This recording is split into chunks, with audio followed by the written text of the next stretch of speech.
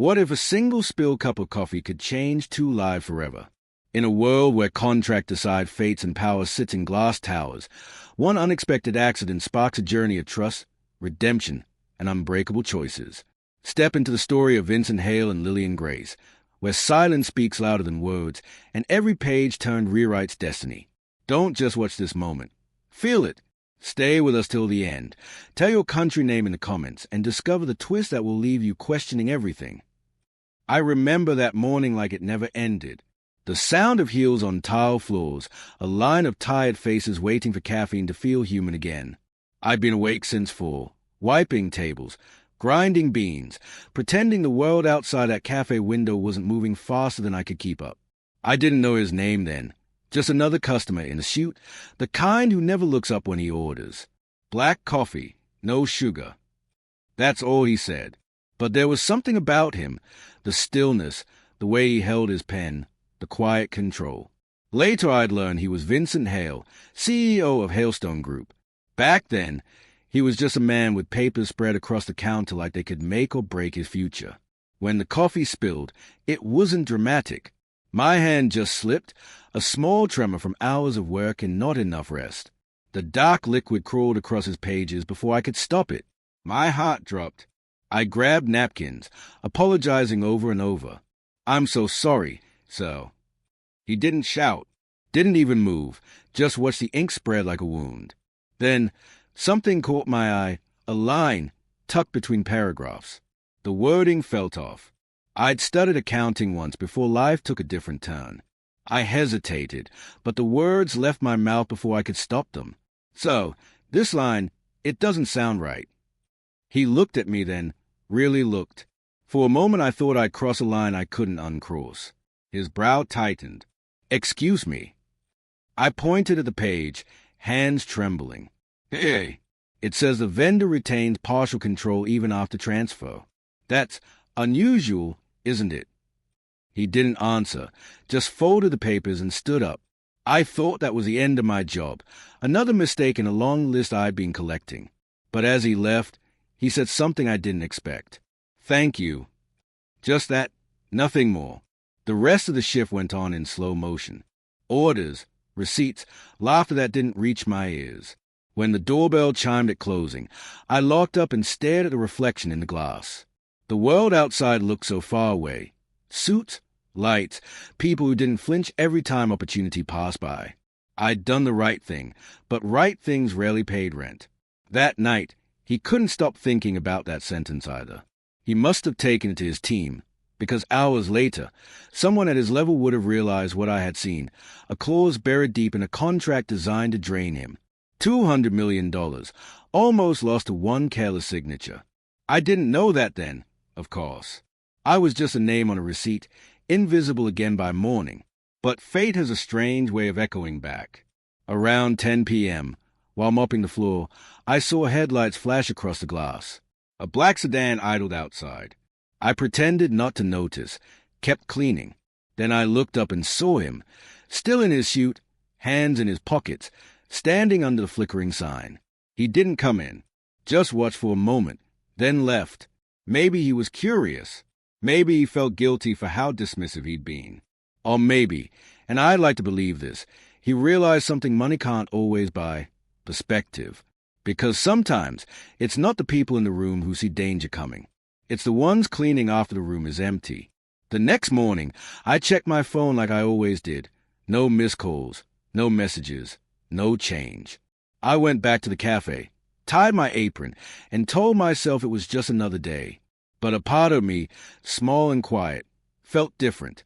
I'd spent years trying not to be noticed, staying in the background, playing safe. That day reminded me that even unnoticed people can change the direction of someone else's world. Later, I'd learned he'd stayed up that night reviewing every line of that contract, that he'd fired the advisor responsible, that he'd saved his company because a tired cashier had seen what his lawyers missed. But I didn't know that when I walked home, my shoes wet from spilled coffee and city rain. I just knew that sometimes doing the right thing feels small until it echoes somewhere you'll never see. When I reached home, my mother was asleep on the couch, TV humming low. I covered her with a blanket, sat beside her, and let exhaustion sink in. The smell of coffee clung to my hands. I thought about that man, the way he looked at me when I spoke. Not angry, not dismissive, just surprised, like he hadn't expected honesty to sound like that. I didn't know it yet, but that small act, that single sentence, will become the line dividing my old life from everything that came after. Because sometimes the things that change everything don't arrive with fanfare.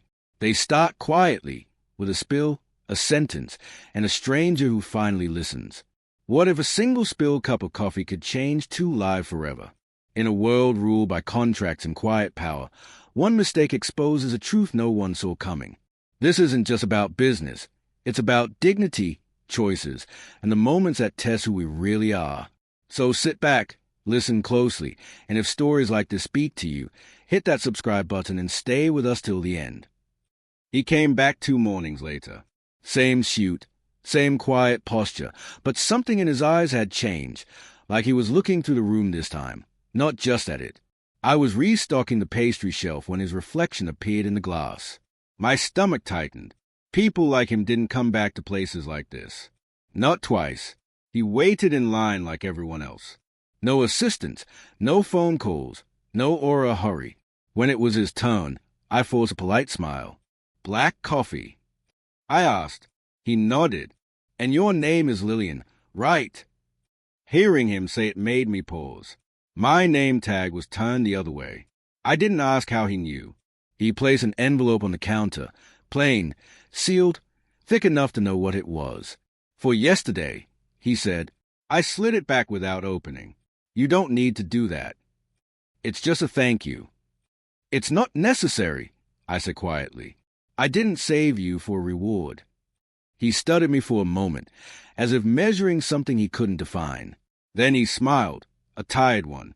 That's what makes it different. He took his coffee and left, leaving the envelope untouched between us. I didn't look inside.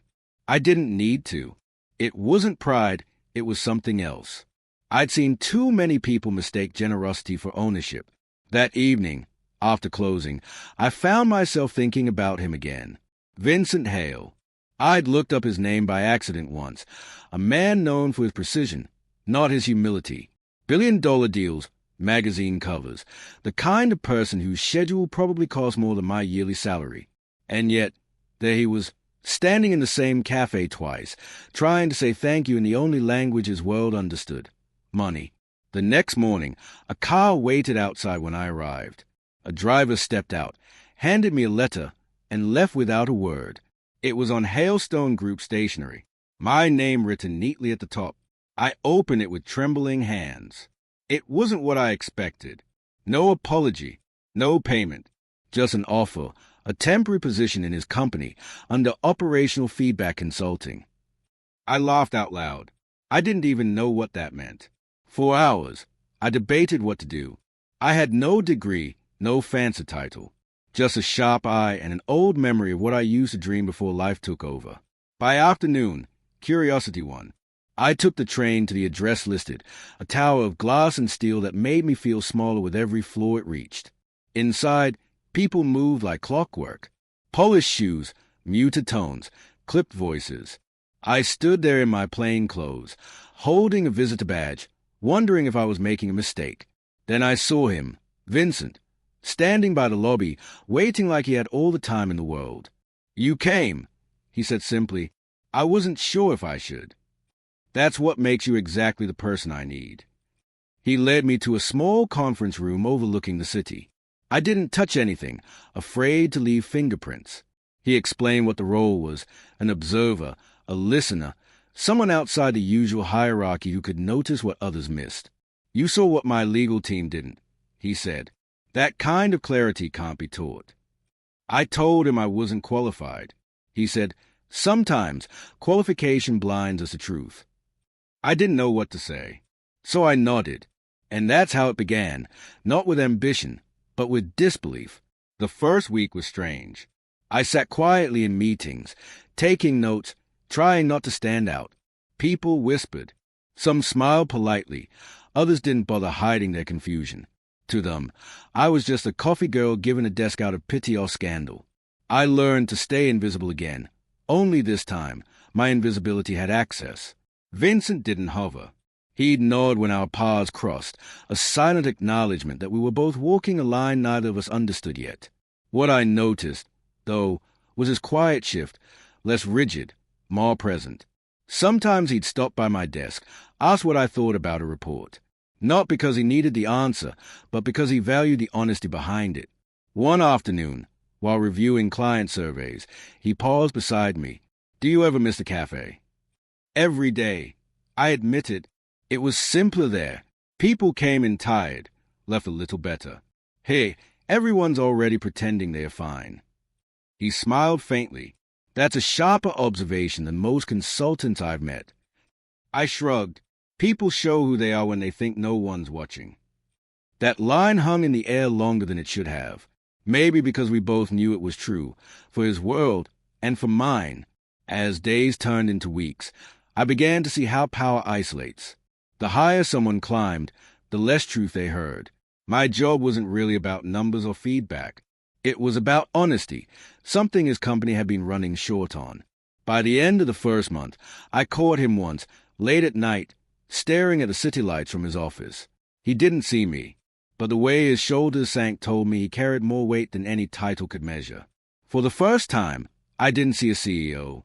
I saw a man trying to remember who he was before success made him untouchable. When I left that evening, he called after me. "Lillian," he said, voice softer than usual, "you were right about the cafe. People hide behind composure. But maybe we can build something here that feels real again." I didn't answer. I just smiled, quietly, and stepped into the elevator. Because deep down, I knew that moment, that offer, wasn't about gratitude anymore. It was about recognition. And recognition, in a world built on ego, is the rarest kind of reward there is. They started whispering after the second month. Not loudly, not cruelly, just a kind of quiet speculation that fills expensive halls. I heard my name in corners, in half sentences, in the way people suddenly stopped talking when I walked in. I'd been naive to think the walls of Hailstone Group were made of steel. They were made of glass, and glass carries every sound. "She's the one from the cafe," someone murmured once. The one he brought in himself. I pretended not to hear, just like I pretended the looks didn't sting. But they did. Every smile felt like an assessment, every greeting like a formality. I told myself it didn't matter, that I was here to work, not to belong. Still, some nights, when I took the late train home, I'd catch my reflection in the window and wonder when I'd started shrinking again. Vincent noticed before I said a word. "You're quieter than usual," he said one morning, standing by my desk. "I'm just focused." I lied. He studied me for a second. "No, you're defending yourself." His words caught me off guard. I wanted to deny it, but the truth sat too close to the surface. I finally said, "People think I don't belong here." He leaned against the desk, arms folded. They thought I didn't belong in my father's company either. I looked at him then, really looked. For all his confidence, there was a trace of fatigue around his eyes, like someone who'd fought too many silent battles. "What did you do?" I asked. I stopped explaining myself, he said simply, and I started proving why they were wrong. That night, I stayed late, finishing reports no one had asked me to. I read contracts, cross-checked data, compared patterns, things I didn't fully understand yet but wanted to. It wasn't about recognition anymore. It was about earning the right to be in the room. Weeks passed. Slowly, a few people began to see it. They'd ask for my input, small things at first, a phrasing here, a summary there. I gave honest answers, never loud, never forced. I'd learned something from the cafe.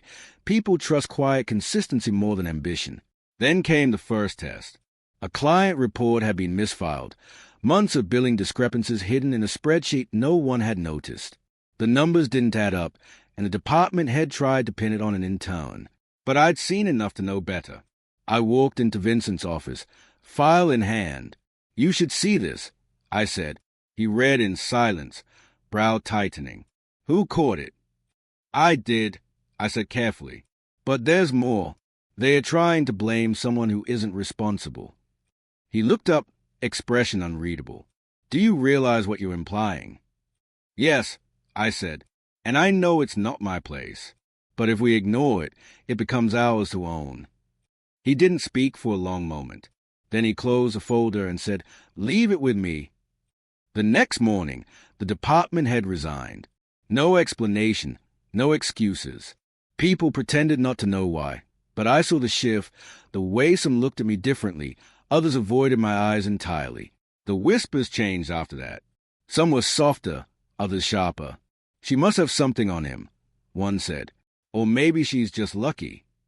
I ignored it, though a part of me wondered the same. Why had he trusted me with something that could shake his own company? Later that week, he found me in the elevator. You took a risk, he said. I took responsibility. I corrected. He nodded. Good. That's rarer than loyalty these days. There was something unspoken in the way he said it. Not admiration, not authority, but gratitude. And I realized then that he wasn't protecting me. He was testing if I could stand on my own. After that, the distance between us shifted. It wasn't personal. It was respect layered with silence. We didn't need long conversations. Sometimes just a look was enough. In a company that thrived on pretense, honesty had become our quiet language. But not everyone appreciated it. One evening, I overheard two senior managers in the corridor. He's changed since he arrived, one said. He used to think like us. Now he questions everything. The other replied, Then maybe she's a problem. It stayed with me, not because it frightened me, but because it confirmed what I already felt. Change, in any form, invites resistance. And Vincent Hale was changing. He started holding smaller meetings, asking real questions, listening more than he spoke. He even replaced a longtime advisor who had grown comfortable with flattery. Rumors grew, predictably, that he'd lost his edge, that a cashier-turned-consultant was manipulating him. One morning, I walked into the lobby and saw my photo printed on a gossip blog headline, The Mystery Woman Behind Hailstone's Internal Shakeup. My hands went cold. Someone had leaked it. I showed it to him later that day, my voice steady but tired. This is getting out of hand. He read it once, then set his phone down. Do you regret coming here? No, I said, but I regret being seen for the wrong reasons. He nodded slowly. Then let's make sure the right reasons become impossible to ignore. That was the day I stopped surviving and started building. I began writing detailed reviews of every internal system, communication, workflow, management accountability. It wasn't glamorous work, but it was real. And for the first time, people started seeing results that couldn't be denied. By the end of the quarter, profits rose, not dramatically, but steadily. Departments functioned smoother. Meetings got shorter. And somewhere between those quiet shifts, the whispers began to fade. But peace never lasts long in places built on pride. Late one evening, as I packed my things, an anonymous message appeared on my screen. He can't protect you forever. I stared at it for a long time, unsure whether to feel threatened or challenged. Maybe both. When I left the building that night, the city felt colder, heavier. The wind carried fragments of conversations I couldn't quite hear. And for the first time, I wondered, was I still saving him from his world, or had I accidentally stepped into a storm that was never meant for me? Either way, I knew this much. The whispers were no longer about belonging. They were about survival. The first sign came quietly, an email that vanished before I could open it. Then another, this time a report that I'd never written, but with my name at the bottom. Small things at first, easy to dismiss. But in places like Hailstone Group, where power hides in the fine print, small things are how destruction begins. Vincent was away in Singapore when the first accusation surfaced. A procurement error, inflated numbers tied to my ID. I sat across from the compliance team, calm on the outside, burning inside. I didn't authorize any of this, I said. One of them replied, too quickly. Then who did? That's a question they always ask when they've already chosen who to blame. By the time Vincent returned, whispers had turned into statements. Someone had leaked partial documents to the board, enough to raise doubt, not enough to prove innocence. I watched him walk into the conference room that day, tired from travel, his jaw tight, I was searching mine for answers I couldn't give. He didn't speak until everyone else had left. "They are building something," he said quietly. "I know," I replied, "and they are good at it." He rubbed his temples, the kind of gesture that came from years of fighting battles you can't name out loud. "You think you're the target." "I think I'm the symbol," I said, "and symbols are easier to destroy than people." For a while, we worked in silence, checking systems, tracing logins, going over access records. It didn't take long to see the pattern. Someone inside the company wanted him distracted, weakened. I was just a perfect distraction, the outsider who had come too close. Then one night, the storm broke. It started with a leak, a private meeting transcript sent anonymously to the press. Headlines spread like fire. CEO's protégé accused an internal misconduct case. The details were half-truths stitched with lies, but perception has never cared about precision. By morning, cameras waited outside the building. I entered through a side door, head down, while security pretended not to notice. Inside, the air was thick with avoidance. People turned their faces, lowered their voices. I didn't blame them. In corporate wars, distance is self-preservation. Vincent called me into his office. He was standing by the window, watching the reporters. "They want you gone," he said. I figured. "I can make it disappear," he added, voice firm. "Settle it internally. Clear your name quietly." I looked at him for a long time. "And what does that cost you?" He didn't answer. That was enough. "Then don't," I said. "Let it play out. If I leave now, it proves them right." He turned to me, frustration flashing in his eyes. "You don't understand how ruthless this world gets." "I do," I said softly. "That's why I'm still here." For a moment, neither of us spoke. The rain outside hit the glass harder, steady, relentless, like the city was eavesdropping. "Finally," he said, "you have 48 hours. Prove your innocence before the board meeting." It wasn't a threat. It was a lifeline. The next 2 days blurred into one. I barely slept. I traced audit trails, read access logs, compared timestamps. Somewhere in the mess of data, a pattern appeared, a secondary user ID tied to an old consultant, one who'd left the company months earlier. Except his credentials had been reactivated recently by someone with admin clearance. There it was, the door they'd used to walk right in. When I showed Vincent the evidence, he didn't speak. He just exhaled, slowly, like a man who'd been holding his breath too long. "Who?" he asked.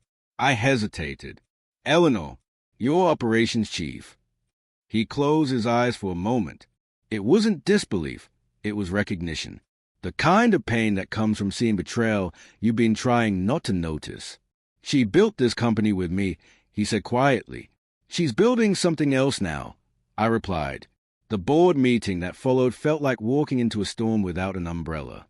Eleanor was there, calm, polished, ready. She spoke first, presenting her case, numbers, dates, accusations carefully framed to look irrefutable. I let her finish. Then I stood. Everything she said is true. I began, watching her smirk just slightly. Except the parts that matter. Then I opened the folder, login data, timestamps, access codes, proof of the reactivated credentials, the falsified entries, and a digital signature on the authorizations. The room went silent. Vincent didn't look at her. He looked at the board. "We all wanted answers," he said evenly. "Now we have them." Eleanor didn't protest. She didn't need to. Her silence was a final defense, a quiet acceptance that power, once cornered, finds no escape. When it was over, she walked past me without a word. Her perfume lingered for a moment, the scent of expensive endings. Vincent stayed behind as the board left. He looked at me, tired but steady. "You didn't just save yourself," he said. "You saved me from trusting the wrong person again." I shook my head. "No one gets saved in storms like this. We just make it through." He smiled faintly. "Then you made it through with grace." I wanted to believe him, but grace didn't feel like survival. It felt like walking through rain without knowing if the sun would ever come out again. That night, as I left the building, the cameras were gone. The air was still, washed clean by the storm. For the first time in months, the city lights looked less harsh. In the reflection of a passing car, I saw my own face, not smaller, not diminished, just steadier. Some storms don't destroy you. They teach you how to stand when everything else falls. Silence came after the storm, but not the kind that brings peace. It was a kind that lingers in corridors, heavy and uncertain, like everyone was waiting to see what would happen next. Eleanor's resignation had made headlines for a day, then disappeared under newer scandals. But inside Hailstone, her absence echoed louder than her presence ever did. Vincent stopped holding long meetings. He came to work, spoke less, and left late.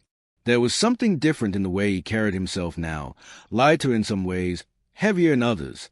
Maybe that's what happens when truth wins. It never comes without taking something from you. For me, the days felt strangely still.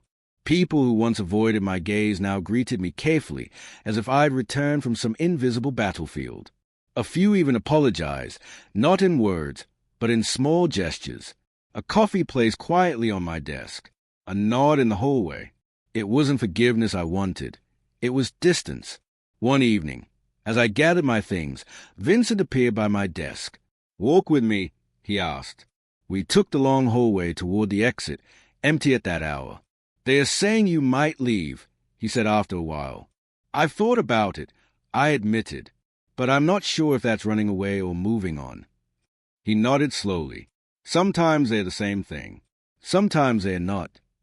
We reached the lobby doors. He paused before stepping outside. "You were right about one thing," he said. "Storms don't destroy us. But silence makes us question why we stayed in the first place." That night, I went home and sat by the window, lights off, city flickering below. I'd built a life around fixing things, people's mistakes, broken systems, messy truths. But I'd never stopped to ask what I wanted to build for myself. The next morning, the world kept turning. Project resumed. Meetings filled calendars. The whispers had faded, replaced by polite indifference, the corporate version of peace. Yet underneath it, I could feel something changing. Vincent was changing. He called me into his office a week later.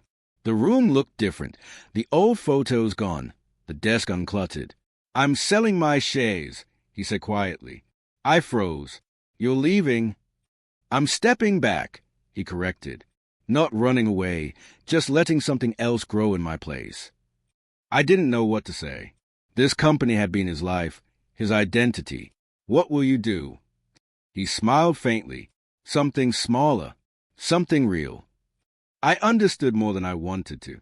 He wasn't escaping failure. He was choosing peace. The kind that doesn't make headlines, but lets you sleep at night. When I left his office, I didn't feel loss. I felt inevitability. Some stories don't end in triumph or tragedy. They just end where they need to. In the days that followed, I trained a new team on the systems we'd built. One afternoon, a young analyst, nervous, polite, asked me how I'd learned to see patterns so clearly. "By looking where others don't," I said, "and by not taking silence as a truth." He nodded, writing it down like it was advice. It wasn't. It was memory. A week before Vincent's final day, we met one last time in a cafe where it had all begun.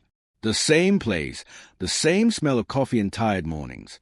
The waitress didn't recognize us, and I liked that. He sat across from me, no suit this time, just a simple jacket. "You ever think about how strange it all was?" he asked. "All the time," I said. "But I think the strangest part was how ordinary it felt while it was happening." He smiled. "That's how real change feels, ordinary until it isn't." There was a pause, the kind that holds both gratitude and goodbye. "You saved me," he said finally. I shook my head. "No, Vincent. You just started listening again." He laughed softly, not the polished corporate laugh I'd heard in meetings, but something quieter, truer. When we left the cafe, the city was washed in evening light. He went one way, I went another. No promises, no dramatic endings, just two people walking away from a chapter that had already written itself. For a long time, I thought survival meant winning. Now I know it means knowing when to stop fighting. The silence after the storm wasn't empty after all. It was space, the kind that lets you breathe, think rebuild.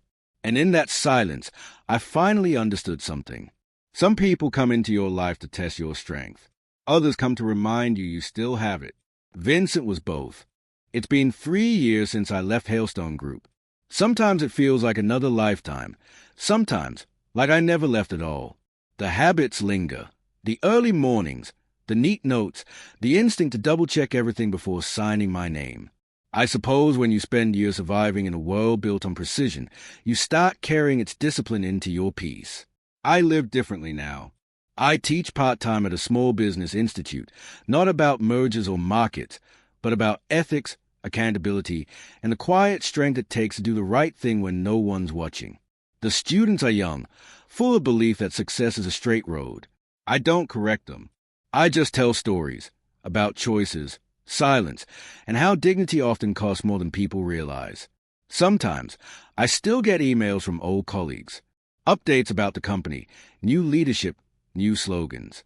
Vincent's name comes up rarely, but when it does, it's spoken with respect, the kind reserved for someone who walked away on his own terms. He kept his promise to build something smaller. A consulting firm, lean, quiet, honest. Once in a while, a story about his work appears in an industry magazine. I don't reach out. I don't need to. Some connections don't require conversation to remain alive. The last time I saw him was a year ago. We met by chance, a conference in Boston, both of us speaking at different panels. He looked the same, maybe calmer. We didn't talk about the past. We didn't need to. He just said, "You look at peace." And I said, "So do you." And that was enough.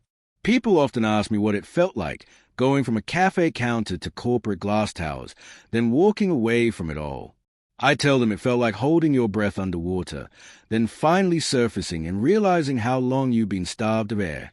The truth is, I don't miss that life.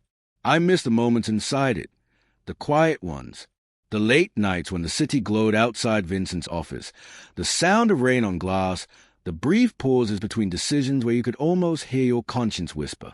Those are the fragments that stay. Once, a student asked me, "Do you ever regret speaking up that day when you corrected the CEO?" I smiled. If I hadn't, I'd still be behind that counter, not because of the job, but because of fear. That's the thing people forget about integrity. It's not a grand act. It's a moment, a decision made in silence when no one's watching, and no one may ever know. But you do, and that knowledge changes you forever. Sometimes I walk past a cafe, not the cafe, but one like it. The smell of coffee, the sound of plates, the tired laughter of people getting through their shifts. I watch the cashiers, the waiters, the managers, every one of them juggling lives outside those walls. And I wonder how many of them are one small act away from changing everything. Because that's how it started for me, a simple sentence. "Sir, this line doesn't sound right." It wasn't courage. It was instinct. But maybe courage often looks like instinct before you name it. Vincent once told me something I didn't understand until much later. He said, "The higher you rise, the harder it becomes to hear the truth." Back then, I thought he meant power isolates you. Now I know he meant something else. That truth itself starts whispering. And if you don't listen carefully, you start mistaking noise for clarity. There are days I still feel the weight of that world, the sharp suits, the invisible hierarchies, the unspoken rules. But I also feel gratitude, because without that world, I'd have never learned what silence can hold. Fear, loyalty, betrayal, and sometimes redemption. Last week, one of my students stayed after class. She looked hesitant, the way I must have looked once. "I'm thinking of reporting something," she said quietly, "but I don't want to lose my job." I told her what I wish someone had told me. If the truth costs you everything, it's still cheaper than living with a lie. She nodded, and I saw it, that flicker of conflict turning into resolve. That's how change begins, not with revolutions, with one person deciding not to stay quiet. When she left, I sat alone in the empty classroom, sunlight spilling across the desks. I realized then that the story I thought ended years ago hadn't ended at all. It had simply shifted from survival to legacy. We all leave something behind. For some, it's buildings or titles. For others, It's a way of being, a belief that decency still matters, even when no one's counting. As I packed my notes, I thought of Vincent, his voice, his restraint, the rare mix of power and humility. If he taught me anything, it was this: real strength isn't in winning the fight. It's in walking away with your integrity intact. Outside, the world was noisy again. Traffic, voices, the rush of people chasing the next thing. But somewhere beneath it, I could still hear the quiet rhythm of that first morning. Coffee being poured, papers shuffling, a single voice, hesitant but brave, breaking through the hum of indifference. Some moments don't fade. They keep echoing, reminding you who you were and who you decided to become. And when I think of everything that's passed, the storm, the silence, the scars, I don't think of loss. I think of what remains. And that's where it ended. A mistake that became a turning point, and two strangers who walked away a little wiser. Sometimes life doesn't shout its lessons. It whispers them in moments like these. What about you? How did this story make you feel? Tell me in the comments below. And if it reached your heart, make sure to subscribe, because more stories like this are coming soon.